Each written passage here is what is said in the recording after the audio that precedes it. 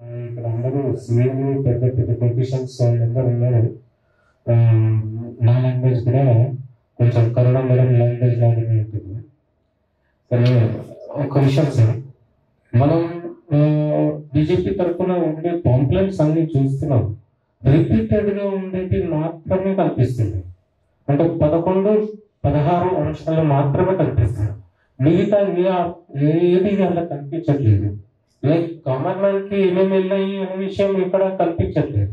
Because మీకు తెలుసు, GST licence ఉన్న ప్రతి ఓడు ఇంత టిపికల్గా ఉంటుంది. ఎవ్రీ మంత్ ఎన్ని రిటర్న్స్ ఫైల్ చేయాలి, ఫైల్ చేసినప్పుడు లేట్ ఫైలింగ్ ఫీజెస్ ఎంత పడుతున్నాయి, పెనాల్టీస్ ఎంత పడుతున్నాయి, అందులో మాఫీలు ఎన్ని జరిగాయి, దాని బెనిఫిట్స్ ఎవరెవరు తీసుకున్నారు, వారికి ఏమన్నా పోయిందా? అవి ఎవరు థాట్ ఆఫ్ 2017లో TDS late filing fees 200 per day ఉంది. 200 per day ఇప్పుడు కూడా ఉంది. 2017 వరకు ఉన్న లేట్ ఫైలింగ్ ఫీజెస్ అన్ని మాఫీ జరిగినాయి. ఎవరన్నా దాని గురించి మాట్లాడుతున్నారు? ఒక్కొక్క ఆర్గనైజేషన్ కి కనీసం 60,000 మినిమం నుంచి స్టార్ట్ అయింది. బికాస్ 2017 వరకు ఏదైతే పీరియడ్ జరిగిందో, అంటే 2014 నుండి 17 వరకు వచ్చిన లేట్ ఫైలింగ్ ఫీజెస్ మొత్తం కనీసం 60,000 ఒక టర్న్ నెంబర్కి. ఒక జస్ట్ అర్థం చేసుకోండి, 5 years లో ఎన్ని 60,000 ఉన్నాయి, ఎన్ని టర్న్ నెంబర్స్ ఉన్నాయి, అవన్నీ మాఫీ అయ్యాయి. ఇది ఎవరు మాట్లాడట్లేదు. GST late filing fees Covid టైంలో ఎంత ఫ్రెండ్లీగా ఉంది. మీరు స్టార్టింగ్ జస్ట్ జిఎస్టీ స్టార్టింగ్ నుండి మొన్న 2020 వరకు వచ్చిన లేట్ ఫైలింగ్ ఫీజెస్ ఏవైతే ఉన్నాయో కోవిడ్ టైంలో అన్ని మాఫీ చేసింది. లైసెన్సెస్ క్యాన్సల్ అయినాయని కూడా రివోకేషన్ మళ్ళీ ఫైల్ చేసుకోవడానికి ఛాన్సెస్ ఇచ్చింది. అవన్నీ ఎవరు మాట్లాడట్లేదు. మీరు ఎంతసేపు 1000 రూపాయలు ఇచ్చిండ్రు, 10,000 ఇచ్చిండ్రు, 5,000 ఇచ్చిండ్రు, ఇది మాత్రమే మాట్లాడుతున్నారు. కానీ ఈ విషయం ఎందుకు మాట్లాడట్లేదు? బికాస్ ఈ సబ్జెక్ట్ ఏంటి మనకు మాత్రమే తెలుసు. బీయింగ్ ఏ ప్రొఫెషనల్స్ ఇవి మనకు మాత్రమే తెలుసు. అండ్ సీఏలు అందరు డెవలప్మెంట్ కోసం అని చెప్పేసి మాట్లాడుతున్నారు. కానీ ఆ డెవలప్మెంట్కి కింద ఫస్ట్ పిల్లర్స్ ఉంటాయి. మనం పుట్టిన చేసినప్పుడు పిల్లర్స్ ఉంటాయి. అవి గురించి ఎవరు మాట్లాడట్లేదు. సనాతన ధర్మం అని చెప్పేసి సార్ అన్నారు. సనాతన ధర్మం అంటే ఏంటిది? సూర్యుడిలాగా ఉండేది. చంద్రుడిని చూసుకొని పండగ చేసుకునే వాళ్ళకి సూర్యుడిని చూపించి భయపెట్టడం మనం నేర్చుకోవాలి. అంటే సూర్యుడు షైనింగ్ పాయింట్, చంద్రుడు ఏంటంటే వాళ్ళని చూసి మనకు రాత్రి ఇన్కమ్ ఉండదు, రాత్రి పడుకోవడం మాత్రమే. కానీ సూర్యుడు ఉంటేనే ఇన్కమ్ ఉన్నది అనే విషయం బయటపడాలి.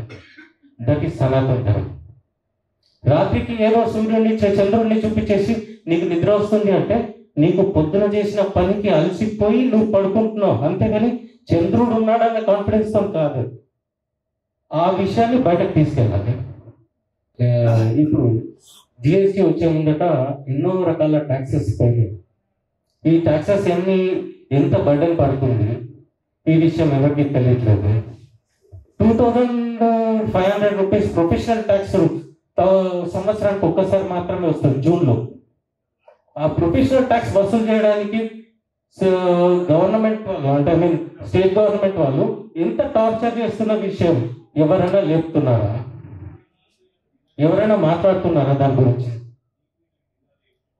It is value of 200 rupees per month. కానీ దాని టార్చర్ ఎంత ఉంటుంది? మనకు దాదాపు 1 week ఈఎంఐ కట్టినావా లేదా, రిజిస్ట్రేషన్ చేసుకున్నావా లేదా, నీ లైసెన్స్ ఉంది, యాక్టివేషన్ ఉందా లేదా, నాకు సంబంధం లేదు, నువ్వు కట్టు. అరే బాబు, నా లైసెన్స్ షాప్ బంద్ అయిపోయి 5 సంవత్సరాలు అవుతుంది.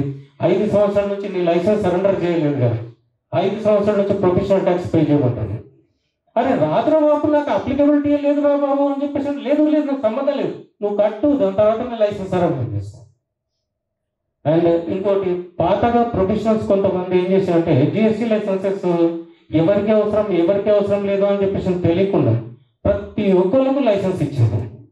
అది ఏంటంటే ఒక బ్యాడ్జ్, మనము August 15th రోజు నేషనల్ ఫ్లాగ్ లెమ్లో పెట్టుకుంటాం చూడండి, ఆ రోజు మాత్రమే పనికొచ్చినట్టు అట్లా బ్యాడ్జ్ పెట్టుకొని అంతా తిరిగిను, మొత్తం లైసెన్సెస్ అన్ని స్ప్రెడ్ అయిపోయినాయి. దాని తర్వాత August 16th రోజు ఏంటంటే ఆ ఫ్లాగ్స్ అన్ని ఎక్కడెక్కడో కనిపిస్తాయి కదా, అట్లానే జిఎస్టీ లైసెన్సెస్ తుక్కుగా తీసుకున్నారు. లైసెన్స్ సరెండర్ చేయలేదు, రిటర్న్స్ ఫైల్ చేయలేదు. దాని తర్వాత 6 years తర్వాత ఒక లైసెన్స్ కోసం అని చెప్పేసి వస్తున్నప్పుడు వాడికి తెలీదు మళ్ళీ ఒక లైసెన్స్ తీసుకోవాలంటే పాత లైసెన్స్ సరెండర్ చేసుకోవాల్సింది. ఇవన్నీ ముందట అంటే ఎంత స్ట్రిక్ట్ అవుతుందో అనే విషయం మనకు తెలియదు. ఇంకోటి టీడీఎస్ పాయింట్ ఒకటి ఉంది.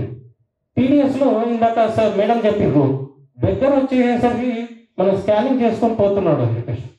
ఇట్లా స్కానింగ్ చేసే అమౌంట్స్ మొత్తం మన ఇంతకుముందు క్యాష్ ఉంటుంది. ఆ క్యాష్ ఇప్పుడు బ్యాంక్ అకౌంట్లో బ్యాలెన్స్ లాగా ఉండిపోతుంది. ఎప్పుడు పడితే అప్పుడు ఎవరు పడతాడు డ్రా చేసుకోవడానికి లేదు. వెన్ ఆ క్యాష్ డ్రా చేస్తే టీడీఎస్ వస్తుంది. ఆ టీడీఎస్ వస్తే వైట్ రేషన్ కార్డు పోతుంది. How many are aware of it? ఒక వైట్ రేషన్ కార్డు కావాలంటే దాని మినిమం ఎలిజిబిలిటీ ఎంత ఉంది తెలుసా? ఫస్ట్ మన కాన్సెప్ట్ 72,000 per annum ఇన్కమ్ లోపల ఉన్న వాళ్ళకి మాత్రమే వైట్ రేషన్ కార్డ్ ఎలిజిబిలిటీ ఉంటుంది. ఇఫ్ మీ బ్యాంక్ అకౌంట్లో 2.5 లక్షలు దాటింది అనుకోండి, మీకు వైట్ రేషన్ కార్డ్ ఎలిజిబిలిటీ ఉందా? మరి still how many white ration cards అంటే? అండ్ ఈ వైట్ రేషన్ కార్డ్ విషయం ఎందుకు మాట్లాడుతున్నానంటే, మన దాంట్లో టోటల్ ట్యాక్స్ ఎంత కడుతున్నారు, టోటల్ ట్యాక్స్ ఎంత, దాంట్లో పర్సంటేజ్ ఎంత, పాపులేషన్ మీదకి వెళ్ళి మనం కట్టే పర్సంటేజ్ ఎంత. వైట్ రేషన్ కార్డ్స్ కోసం అని చెప్పేసి మన దాంట్లో వచ్చే సబ్సిడీస్ ఇవన్నీ ఎవరికి ఇస్తున్నాం? మనం వైట్ రేషన్ కార్డ్ హోల్డర్స్కి ఇస్తున్నాం.